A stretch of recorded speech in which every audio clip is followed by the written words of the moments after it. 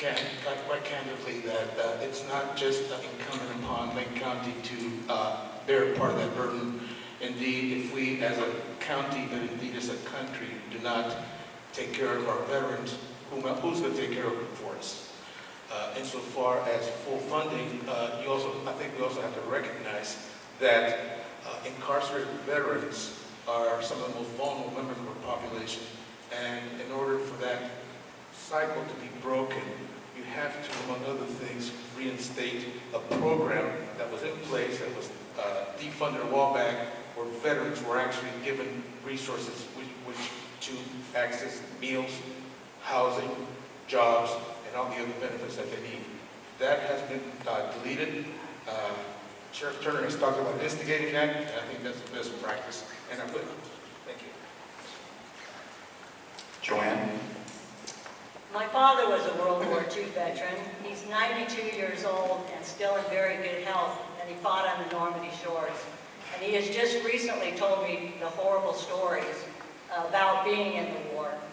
And so, I definitely want him to have the best services possible through the veterans, and he currently goes to the Veterans Hospital for medical services, and I'm so glad that they're there.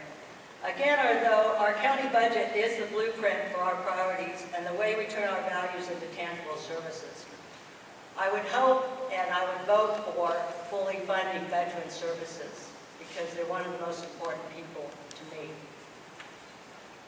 Jack? I was in the Vietnam War. I know I may not look that old, but don't get me wrong, I put in a conscientious objection while I was there because I didn't believe we should go upriver into Cambodia and kill people just because they had a different political philosophy than we did.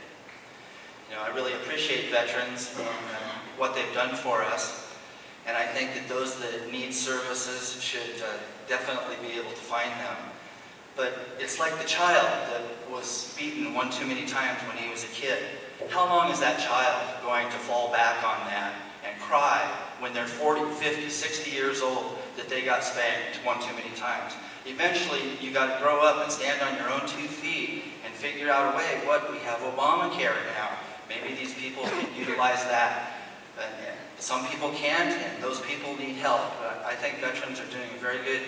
The Veteran Administration is doing a very good job in helping people with their health care, and I don't really have any suggestions for them.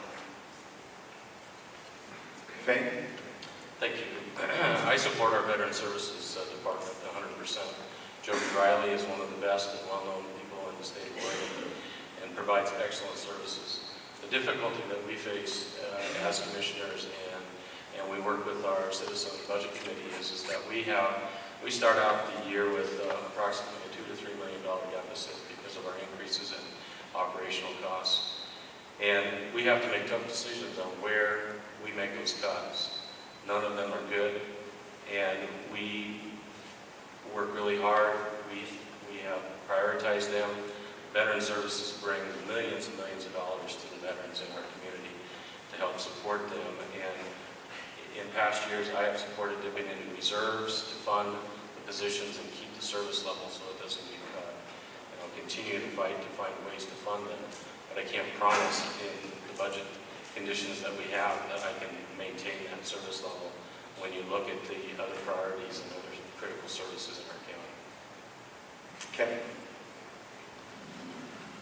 My dad is also a World War II veteran. He served on a minesweeper at Iwo Jima, and after the war, he came to the University of Oregon where he could study because of the GI Bill. I couldn't be prouder of the young man that I've helped raise, who is currently in the Air Force ROTC at Oregon State. Yes, we have to fully fund veteran services.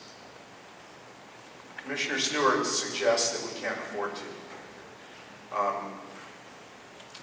I hope we'll have time and more questions to talk in detail about some of the ways that the current county commission budget wastes money.